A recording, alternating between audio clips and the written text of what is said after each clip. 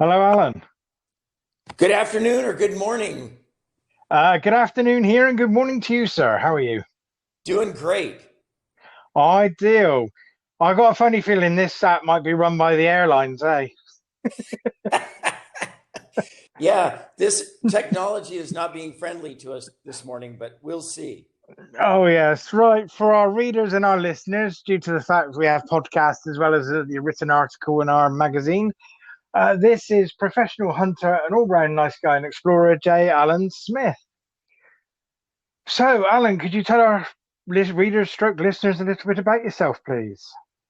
Well, I've been blessed with being able to be a full-time big game hunter for the last 20 years. And in the process, we've been filming to create shows. Originally, we were on TV in America. And since about 4 years ago, we switched over to the internet, and we can now be seen on YouTube, Amazon, Facebook, all over the place streaming. It's been a great move for us in that mainly it's allowed us to be international. So wherever you are, whether that's in England or Italy or Russia, you can see the shows. Whereas in the past, we were always restricted to just the US market. So it's been great, just like you and I getting to talk here. We would never have been able to do this as far as the shows go without the internet. So I'm very happy with the big switch. Ideal. Now, a lot of your videos feature buffalo hunts, and we just see Jeff, your cameraman, follow you. Then there's like a silver flash and a bright bit of green, and you duck into the bush, and next thing you come back with a buffalo. Do they all happen like that, or is that just the special ones? Yeah, those are the easy ones. Um, now, I love Cape buffalo hunting. I've killed 100 and something of them now, and I just can't get enough of it. It's one of those things that, I guess we all have our own thing we like to do, whether that's roe deer or muntjac or whatever it is. But for me, it's always been Cape buffalo. I killed one on my first safari 100 years ago, and it just became something I just love to do. And I've mainly been shooting, a 375 or my 577, but it's nice to get in close at them, and it's pretty exciting, to put it mildly, to be around Cape buffalo. It certainly makes up for all the mundane days of writing books. I can tell you that. Oh yes, I've read a couple of those books. Well, I'm in the process of trying to read one of those books. But we won't go there, will we, Alan? Yeah, yeah. The downloading's not working too good today. No, or last week, sadly, but never mind. We will get there. Right. So I know buffalo are known as the Black Death in Africa, and they are a mean, nasty old thing, and they hold a grudge. They're one of the only animals I do know that actually hold grudges. So when you're talking short distances, what sort of distance are we talking about when we see you actually stalking on the videos? Most of the time, we're going to try and, if I'm using my double rifle, I'm going to try and get inside 60 yards and preferably about 40. That way, the old doubles, my 577 is an Alex Henry that was built in Edinburgh in 1887. So, and it's been rebarreled for, modern ammunition and that kind of a thing. Yes. But, they're not known as being tack drivers at 200 yards, to put it mildly. So, my preference is to get in as tight as you can. Plus, it's exciting and it makes for, a better hunt. Sometimes the buffalo don't cooperate, and that's why I carry a 375. If we see a good one and he's not going to let us get in tight, then, I can always switch over to the Gunworks 375 and use it, and have had great success with it as well. So, Ideal. Now, I've seen a couple of your Facebook posts because I follow you on Facebook and Twitter and Instagram and all the rest. I see you're rather keen duck hunter as well for all the English duck hunters and wildfowlers. yeah, that I'm trying to think if I had to choose between duck hunting and Cape buffalo. Let me think about this for a second. Okay, I'll take it both. We we literally just finished our season up this Sunday, and I have a farm right here, and so we plant it for the wildlife and for ducks and that. And Jack and I, my lab, we get out as many days a week as we can this time of year, and chase the ducks around. And that's what I started doing. When we were kids, we were bird hunters. I never killed a big game animal till I was actually 26 years old. And so bird hunting is what we started doing and is still for sure, my greatest passion now. And we've had one of the greatest seasons we've ever had here. I live in the Washington State area, over on the west coast of the northwest corner of the United States. And so we get the ducks coming down from Canada, and we have some pretty good shoots. And I've shot actually in England a couple times ducks as well, and love bird hunting. Ours come with a cup of tea and a few biscuits. Yeah, it's a little more civilized than Jack and I slogging around out in the muck. I can tell you that. Yes, our English hunters. You have your everyday hunters who go out and shoot like deer or wildfowl or pheasants, etc. And then we have the elite that turn up in like 60,000 pounds worth of Range Rover, a couple of twin Purdy shotguns, and expect tea and 11s and everything served on a silver tray. And it's like, okay then. And I remember being at one of the shows, and there was this lovely pair of, I think they were Holland matching shotguns in this lovely velvet walnut box. And I just asked out of curiosity, how much are those? 90,000 for the pair, and my jaw sort of hit the floor, and I like just shuffled off the stand nicely. It's like, okay, then I'll stick with my 200 quid shotgun. Thanks. Yeah, and you know what I've found is my $400 Winchester seems to do just as well as the expensive ones. I Oh, find it's yes. not the shotgun, it's the person holding it that usually makes a difference, right? Yes, as my partner with the diary says, Rob, it's the nut behind the butt that does the damage. Ain't that the truth? Oh, yes. So, America or Africa, if you had the choice, which would it be? Uh, Oof. I love Africa. I love the people. I spend at least 90 days a year there, sometimes more. So, but in America, we do have a lot of great hunting. We've got all the big bears, we've got elk, moose. We have tremendous opportunities here.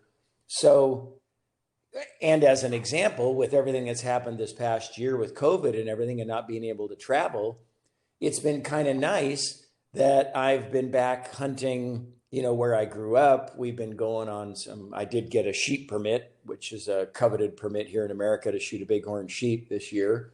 But, I went on a deer hunt, went and shot prairie dogs, which is a, rodent that we get to shoot by the thousands, bird hunting, black bear hunting, things like that. So, we're really lucky over here with a lot of public ground. It's reasonable. You don't have to be a rich guy to go hunting here. You can buy a license over the counter and go hunting. So there's a lot of benefits. But when it comes down to sheer panic and scaring the crap out of yourself, it's hard to beat Africa for, lion, leopard, Cape buffalo, whatever it is, I think there's a saying about Africa that everything bites. The trees, the bushes, everything has thorns. Everything seems to bite back one way or the other. So that makes it exciting. But I don't know. Oh, yes. Now, I know in America you've got rifle season and late rifle season and muzzleloader and archery and everything else. Do you shoot anything other than rifle? Because I normally only ever see you shoot rifle in your videos. No, I don't much. I do. I have a bow, but there's a reason why they invented rifles, and that was so that you could shoot better than you can with a bow. So, nothing against all you bow hunters out there, and don't send me any nasty notes. But I'm just saying, so it's kind of like the Cape Buffalo I was talking about with the 577. I like to get inside bow range and then shoot them with a 650 grain bullet. So, Yes. but no, I do. I have done a little bit of it, and we use shotguns with slugs, and Right. I do use that at the farm a bit for our local deer. Because I don't know if you're aware, hunting with any form of archery, including crossbow and bows in England, has been illegal for a good many years now. I think something to do with that Robin Hood guy upset everybody. Yeah, you wouldn't want to be sneaking around the Duke's place with a bow, probably, especially with a green No. knitted hat on and some leotards. Well, I watch people like Randy Newberg and Uncle Ted, and they get turned to like 30, 40 yards with a bow, and you got like 300 grain head on there. And people over here, oh no, bow hunting wouldn't work. Well, you look at the damage a 300 grain head of one of these new compound bows does to a deer, say, and it's literally through 2, 3 ribs, through the vitals, and out the other side, and a good 30, 40 yards out the other side as well on most shots I see. And I think if we had like hunter's ed like you do and special licenses, I think it would work. But sadly, we have not the space you guys have. Yeah, and the other thing with the bow hunting is, and you hit the nail on the head here when you mentioned that you have to have the training and pass it. In most states, I would say the majority, you have to be able to pass a proficiency test with a bow before you can get a license. So a lot of the, downside of bow hunting that, oh, they always wound things and blah, blah, blah. uh, I don't buy into that argument. And I've hunted with Ted Nugent a lot. He's a good friend of mine, and we've done some shows with him, and I played guitars with him and stuff. And that guy can hit a quarter at 50 yards all day long with a bow. And it's something to see. And even further, but I mean, as far as deadly accurate, guys like that can really, they know what they're doing with a bow. And most of the time when I hunt with him, I'll hunt with a rifle and take the long ones, and he takes the close ones with a bow. So it is. That's the ones he did ride round for a sing song around the campfire, isn't it? Yeah, yeah. We did a couple of jokes with him, and yeah, he's a character. What you see with Ted is what you get 24/7. Trust me. I like his videos. A lot of people are like, oh my God, he's going to offend people. No, he's just Ted Nugent. He just says that anyway. Yeah, he wakes up in the morning like that. Right. So I know you've hunted over here. What species have you hunted in England, Alan? Let's see, I've got, I want to say pretty much everything. I've hunted, the Chinese water deer, muntjacs, red stags, sika deer, the Scottish stags, feral goats and variety of feral sheep and that. Pretty much anything that moves. I've had the pleasure of being over there quite a few times, and also roe deer, which is a great option for us coming from the States because we don't have anything that's open in those months, in the May, June time frame. Yes. For us, that's we mainly have maybe black bear in some Yeah. places. So for Americans to have a place to get away and be able to hunt roe deer is, incredible. I certainly one of the best hunts there is anywhere as far as gentlemanly and, smart animal and sneaky. And if they've been pressured, they're kind of like our whitetail here in America that, if you pressure them at all, they become a very, very tough animal.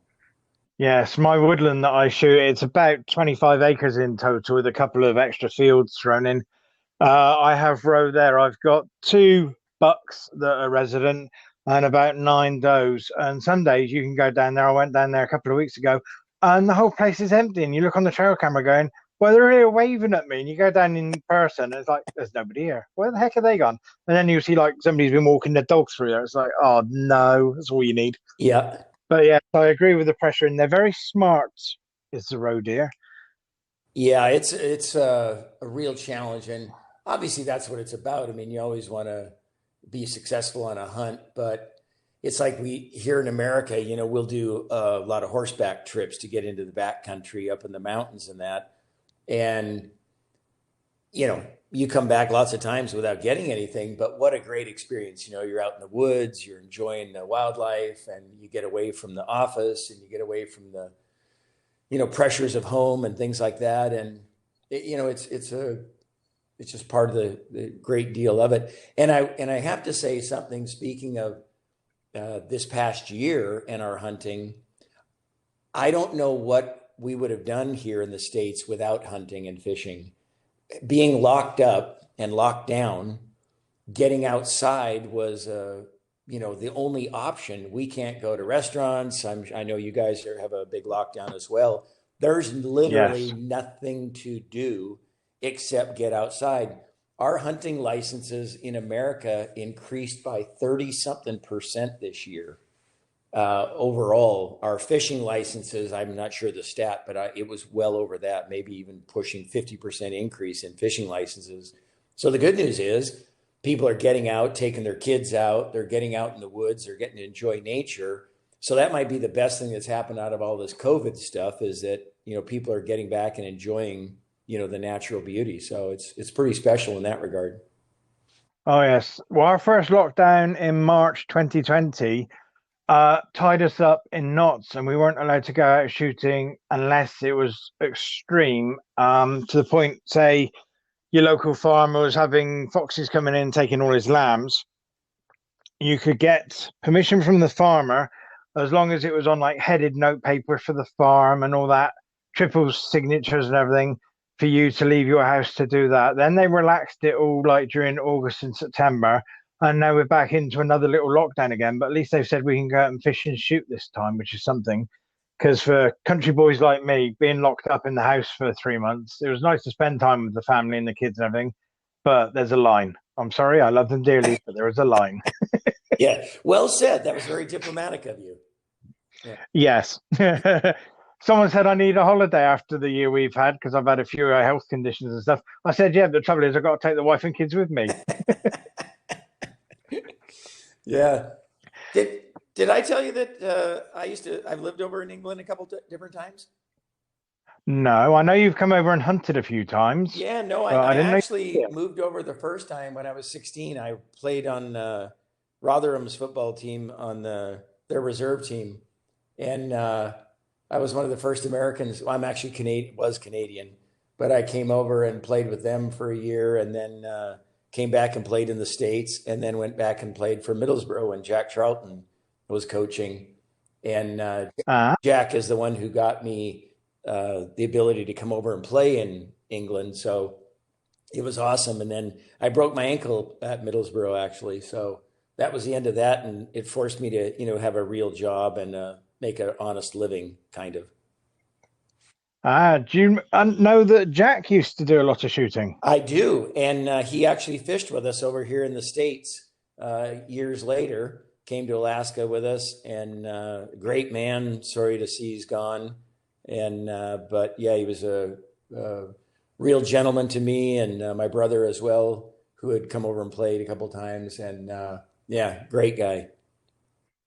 Because we've got courtesy of YouTube and several nice sharers, his series called Jack's Game, where he did deer stalking and pheasant shooting and duck shooting, all on YouTube for us to watch still. And they were filmed like late 70s, early 80s, and it shows in the quality of the footage. But the actual bigging up the hunting and shooting world is fantastic. And people think, this star footballer went out and shot pheasants and went ferreting and all this. And it's quite an eye-opener for some people to think that a footballer does it. But the biggest one we've got now is Sir Ian Botham, the cricketer, who's just gone in as a member of parliament, stands for shooting. And so does Vinnie Jones, footballer, hard man, and now actor. Wow. They're coming out of the closet. So it's like, yeah, we just need David Beckham to come out that he shoots now, and we got it made. Yeah, and Eric Clapton and a few others that we won't name, but yeah. Yes. Yeah. So I've seen lots of your YouTube videos. There's a very, very nice looking lady who's being bounced around in the back of a pickup trying to put lipstick on. Goes by the name of Miss Shelley. I saw you taking a mick out of her the other day in your video to the boys in the back. That's very wrong of you, Alan. You know that? The lovely Miss Shelley. She is has been tolerating me for years now, and she loves Africa. She loves to go along. And we've got the next show that's coming out will be her first time shooting something in Africa. So she made a shot on a topi, which is a large antelope that's mainly only found in Western Tanzania. We were in the Moyawasi area. And she shoots a 375 Ruger off the sticks and kills them at 260 yards. So Go, Miss Shelley. yeah, and when shooting off the sticks is not an easy game for anybody. And so my biggest fear is that now I've got a new shooter in the family that's going to want to start whacking and stacking, and now there's going to be two of us that I've got to be footing the bill for. Yes, and another ammo safe and another gun safe. Oh, and another trophy room. And yeah, Yeah, I can share in the house with Jack. that's right. Yeah, yeah. But yeah, he's going to be the next one. He's going to want his own shotgun and everything else. So, but no, she's been doing great on the hunting, and she's taken a few different things in different places, and she's really into the bird hunting. She's a great bird shot, and so that's fun. We get to go do stuff together like that. So Ideal. Right, you said you're a bit of an author. Would you like to tell our listeners about some of your books you have? Because I know you have adventure stories as well as hunting stories available. yeah, I've written three novels, and they're in a series. The first one was called "It's Not a Game Anymore," and it's written for outdoorsmen. A guy might say it's written for men, but women enjoy it as well. But the story begins with a guy and his wife who are in the Central African Republic, and they're there on a safari, and one thing leads to another, and she gets kidnapped, and I'll leave it at there. The Janjaweed terrorists haul her away, and he's got to come and rescue her. So it's a good adventure story. It's done very, very well. And then there was two sequels to it. It's The Game's Not Over and Revenge is the Game. And they're all available at jallensmith.com, or you can get them through Amazon. And you can also get them online. Sometimes it doesn't work perfectly, but you can download them on a PDF. If you do have any trouble loading them up, let us know. Send us a message. We'll certainly get it straightened away for you. But unfortunately, it's very expensive to ship books to England. Yes, as I found the other day, it was going to cost me about $250 or about 170 quid just to have a book shipped over from America. It's like, really? And there's There's planes going over every day. They could just throw one out as they get here. yeah. Well, I think what I'm going to do is next time I come over and see you, I'm just going to bring a box full of them. You can be the distributor there. We'll do it that way. Yeah, sounds good to me, Alan. Sounds good to Yeah, me. I'll bring it as luggage. The $50 for extra luggage will be cheaper than the shipping, but you can get them on download them, including the hunting books as well. And the pictures come across really nice. The hunting books are. I like to remind readers that the novels are fiction, and the hunting books are factual. Because sometimes people read my stuff and they go, "Are you sure that happened?" But but yeah. So and then the hunting books are a series of short stories from around the world. Different stories and everything from ibex in Pakistan to markhors in Tajikistan, lots of Cape buffalo stories, lions, elephants, bears in Russia, a little bit of everything. I try to break it up and spread it around to different adventures, and we like to put some humor in there to keep things light. And some of it's serious, but we're hunting's supposed to be fun and supposed to be what we do for pleasure, right? Somebody said that until they realized how much kit you have to have. Yeah, there's that working for a living so you can pay for your fun. Yeah. And the reason why Alan and myself keep joking about airports is I've just read his first book, and every other page they seem to lose either his boots, his clothing, or his rifle. And there's a whole list at the back of which airports to avoid, which airlines to avoid. And I sat there and I'm chuckling to myself in bed reading the book. And it was just like, what is wrong with you? And I'm like, well, if you're reading this, you'd be laughing too. Well, it's good. We like to do that, and also we've got some. We're talking about the hunting shows and that we've got some comedy skits and some other bits on on YouTube and Amazon too that are, take it. It's a little hunting comedy. I think we do the one spoof about the song. Instead of "I Shot the Sheriff," we did "I Shot the Buffalo" with my little brother Monty, which is a crack up and a little parody, and so that's been fun. While you're mentioning your little brother, not a lot of people that hunt can sing. Not many can play guitar, and not many has a brother who's got their own recording studio. Hey, Alan. I'm the luckiest man in the world. And my other brother, Norm, he hunts a lot. Monty, who's the musician and has the recording studio, has never killed anything. Well, he shot some squirrels and some prairie dogs and things like that, but he's not a big game hunter at all. But he loves going on safari with me, and he's one of the funniest human beings on earth. So between helping with scripting for the show and with his recording studio as well, it's been great. So all the music on the show is all ours, original music. And then we've been able to do quite a few videos and songs that we've done together in his studio. And the music biz is very tough. You know, it's a hard place to make a living. And, you know, people have to download them from Spotify or Amazon or iTunes and that kind of a thing. But it's been good. I mean, I'm very happy with the success we've had through it, and it helps pay the bills. And we just hope that at some point we'll be able to get back on the road a little bit and, you know, put the band back together and play some live gigs. You know, with COVID, everything is shut down, and we play a few small venues and that here and there. And, you know, we're not going to be playing in front of 100,000 people, I don't think. But, you know, it's always good to do that. Only Yeah, but if nothing else, the funnest thing in the world for me is to sit around a campfire at night and sing old songs and see what anybody's got up their sleeve. And, you know, do you know how to play this? I don't know. Start singing it. I'll figure it out. You know, that kind of stuff. Oh Makes yeah, for a great evening. campfires and hunting stories and a few beers. Ah, yeah. Doesn't get any better. Right, and to touch on a subject that some people will be like, he hasn't gone there, and I don't care. Now, being a hunter, I also am a conservationist. Down my woods, I coppice some of the timber, I clear areas so I've got safe shooting. I'm always after trying to preserve all the local flora and fauna.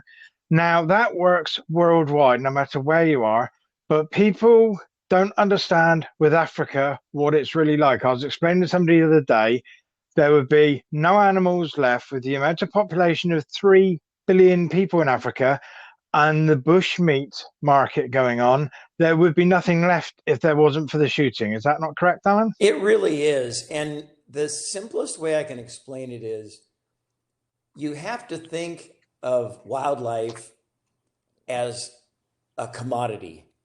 It has to pay its own way, just like anything else in life and in this world. And in all the areas where legal hunting is allowed in Africa, wildlife is booming. That's a fact. And you can't, there's no science, no argument for that statement. Everywhere where they don't have legal hunting, their wildlife is getting decimated because there's no money coming into those areas to pay for anti-poaching, to help the villages, to assist with the government programs of, you know, monitoring the species and things like that. The perfect example is Kenya versus Tanzania. Two countries that Yes. both border the Serengeti National Park. Tanzania is one of the greatest hunting destinations. The wildlife, if you watch the shows that we've just been putting out about Moyawasi in Western Tanzania, the amount of wildlife it's unbelievable. It's like being in the Serengeti National Park because it's a protected area that is only a hunting area. It's not a photographic safari area, and it's doing great. Meanwhile, in Kenya, they don't allow any hunting, and there's no wildlife at all. If even on the fringe of the parks, because everything's getting poached. They've got no elephant population. They're they're regular species like your impala and your zebras and wildebeest. They're gone. They've all been eaten because there's no financial incentive for the local people to take care of those animals. They just look at it as lunch, you know. So, and that's another statement. Even in Asia, it's the same thing over there. You know, take the markhor, that fantastic goat that lives up in the mountains, or the ibex.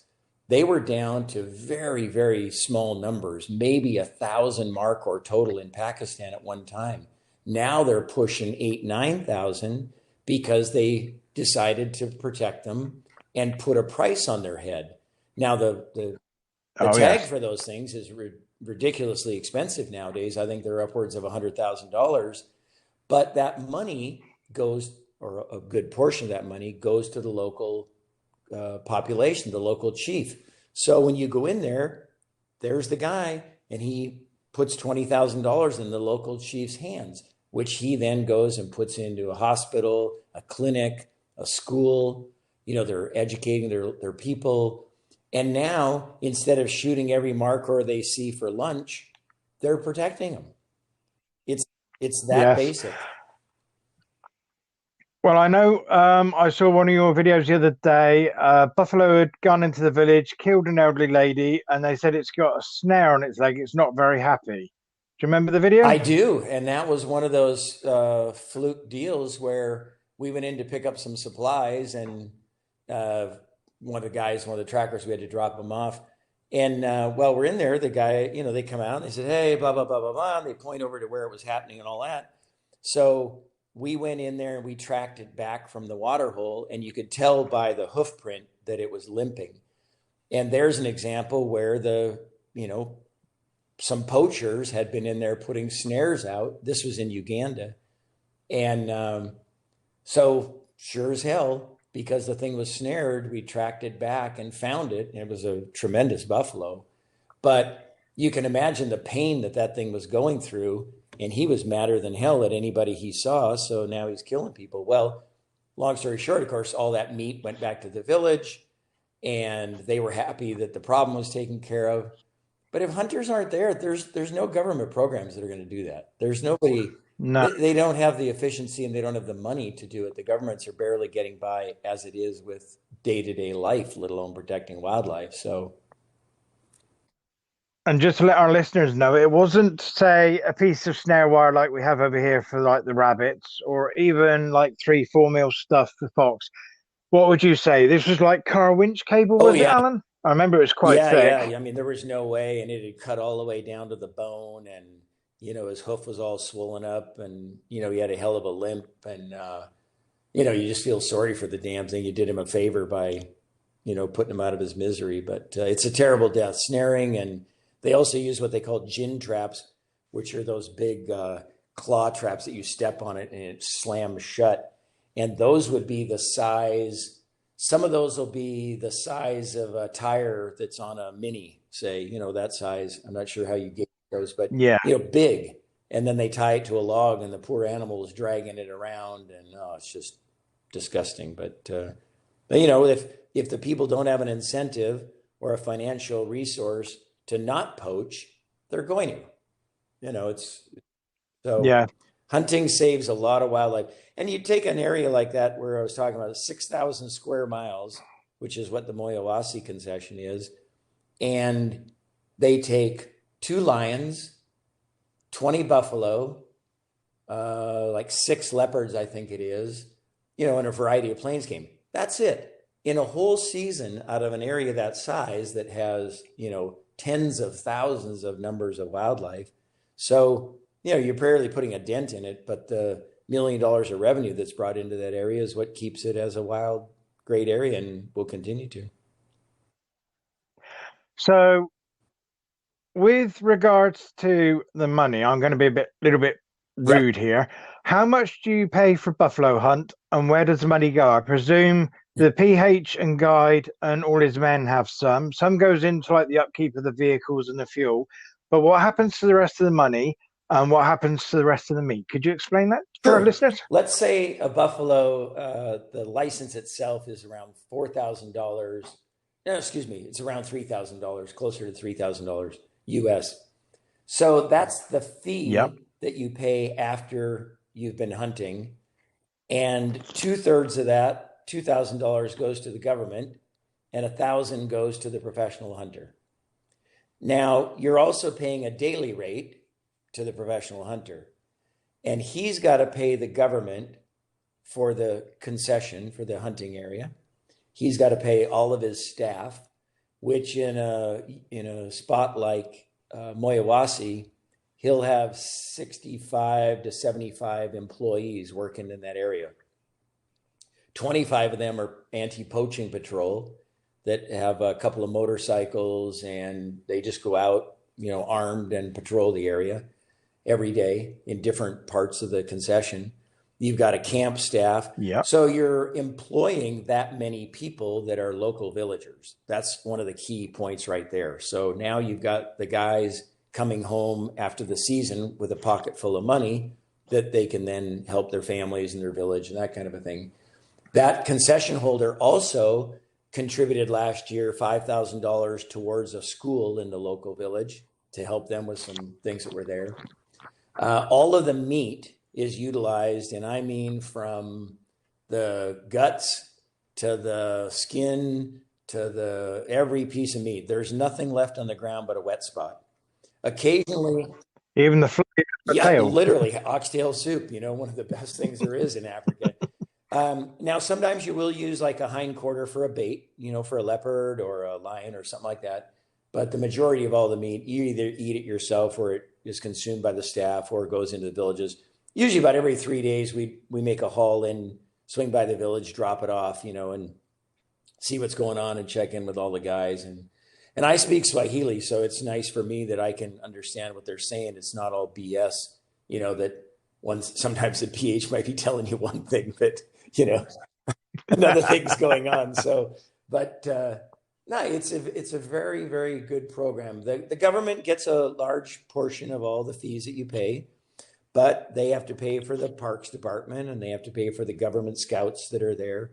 And another thing that a lot of people don't realize is when you're hunting in Africa, you have a government game scout that's with you all the time. And he's out hunting with you and making sure that everything's kosher. And if there's a wounded animal, that gets dispatched, or say a snared animal or things like that. So it's not like you're just out running around whacking and stacking. It's very regulated. And, as I say, you have a government person there all the time that make sure that all game laws are being followed, and they're there to record what's happening and do studies of, number of animals seen and things like that. So there's a lot to it. Yeah, thank you very much for that. I don't think non-hunters realize how much actually goes on behind the scenes to grease all the wheels and keep all the cogs turning. Yeah, I would. And it's like over here, we get blasted. As you know, we have big problems with, even though we don't fox hunt anymore, it's all trail hunting. We still have a lot of antis go out in their balaclavas and, oh, they've run their Land Rover in a ditch, and next thing there's a GoFundMe for a new Land Rover and stuff. And it's like, well, if you actually bothered to get off your backside and actually help with the conservation to start with right across the board, you would see how much stuff goes on. But all they see is we're bloodlust, killing all the time, and it drives me nuts. I've been down to my woods, as I said, the other day, the deer weren't there. Well, in between looking after the family and doing everything else, I took 3 hours. That's an hour each way for driving and an hour and a bit down there to walk around the woods. And I didn't see a single sausage. But all they see is they look across social media and see, oh, this guy's hunted and that guy's killed this and this guy's killed that. Well, in actual fact, it's called hunting for a reason. Otherwise, it'd just be shopping, wouldn't it, Alan? Well, the thing I think that happens with so many of the folks like that is I can honestly say that when I've been able to have a one-on-one conversation with someone who is anti-hunting, I've never, I don't want to say it's winning or losing, but I've never walked away from that conversation where we hadn't come to agreement that when they get to hear our side of the conservation story, that there's no argument. It's once you take the emotional aspect of killing an animal, which is what we do, we take an animal's life. When you take that out of the equation, it all makes sense scientifically and everything else.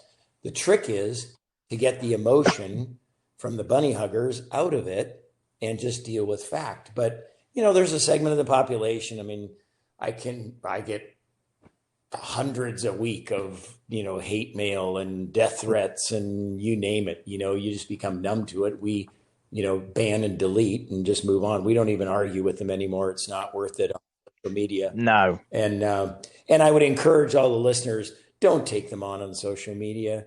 All you're doing is giving them cannon fodder, and they're going to share it with their buddies. And, next thing you know, you're going to be getting hammered from all different sides, and it's not worth it. Just ban and delete them, and you're not going to convert them online. But getting the message out in a general method of, promoting the right ways and promoting the fact that we like being outdoors. There is a segment of the hunting population, especially in America, that's all about bloodlust and posting pictures that they shouldn't be posting, to be honest with you.